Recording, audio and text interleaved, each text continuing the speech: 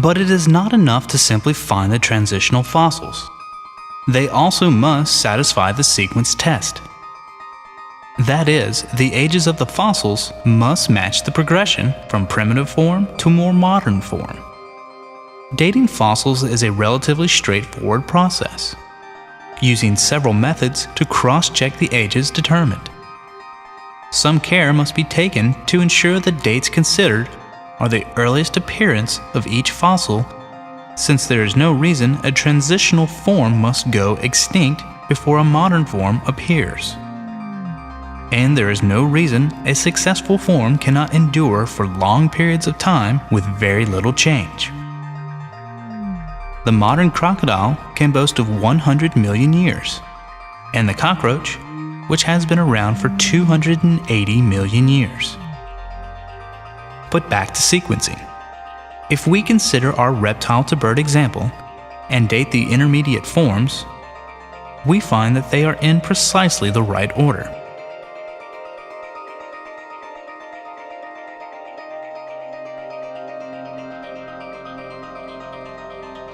A wider view also passes the sequence test. Prokaryotes appear first, followed in order by sponges and starfish, fish, amphibians, reptiles, and mammals. We will return to this point later.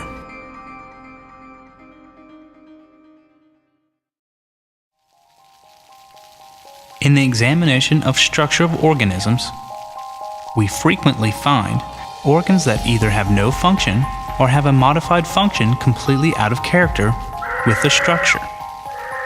For example, wings are very complex structures specifically adapted for flying. So why do ostriches have wings? Ostrich wings are certainly not useless to the ostrich, but they are certainly useless as wings.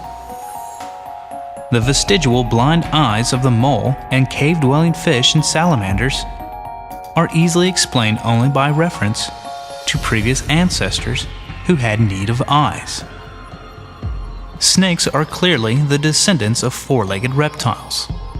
Most pythons still carry vestigial pelvises hidden beneath their skin. These useless pelvises are not even attached to the vertebrae, but simply float in the abdominal cavity. Many legless lizards carry rudimentary vestigial legs underneath their skin, undetectable from the outside. Dandelions reproduce without fertilization, yet they retain flowers and produce pollen, useless to the dandelion, but not to its ancestors. Many flightless beetles still carry their fully formed wings of their ancestors, but carry them underneath fused wing covers. Human herbivore ancestors are responsible for our useless wisdom teeth and our vermiform appendix. And our tailbone is a developmental remnant tying us to our ancestors who had external tails.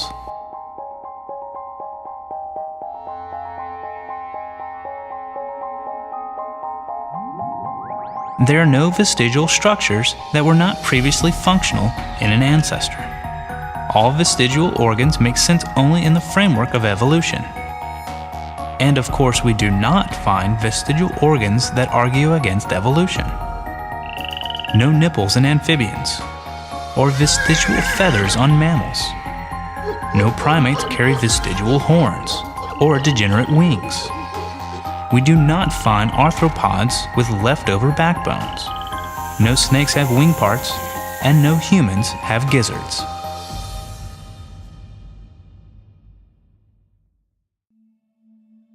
If creatures evolve from one another, there should be a geographical trail. Marsupials are a good example. With few exceptions, marsupials inhabit Australia. The possum and some South American species are explained by continental drift. South America and Australia used to be connected, and split apart only after marsupials evolved. Conversely, placental mammals were virtually absent in Australia until we introduced them there. South America, Africa, and Australia share lungfishes, ratite birds like ostriches and emus, and toothed frogs, all of which occur nowhere else. Humans' closest living relatives are the great apes, indigenous to Africa. So it is no real surprise to find that our own origins are there as well.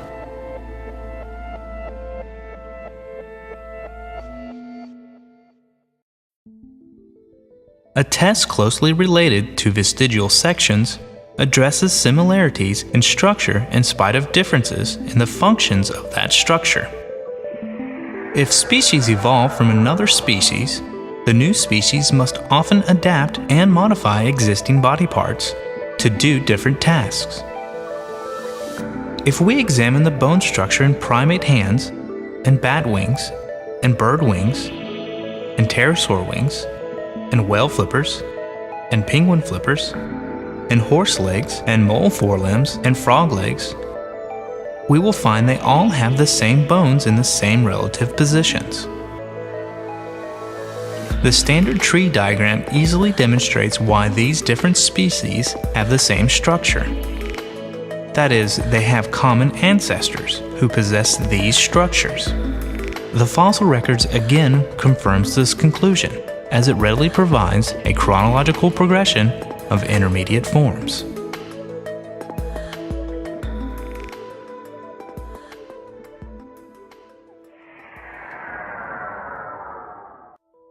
We can occasionally find explanations for what appears to be bad design by tracing the source of body structure to our ancestors. The mammalian respiratory and gastrointestinal tracts cross one another, so we cannot swallow and breathe simultaneously. Why does this less than optimal anatomy exist? An ancient ancestor from the Devonian, a lungfish, swallowed air to breathe, and the bladder that held the air was a precursor to our lungs.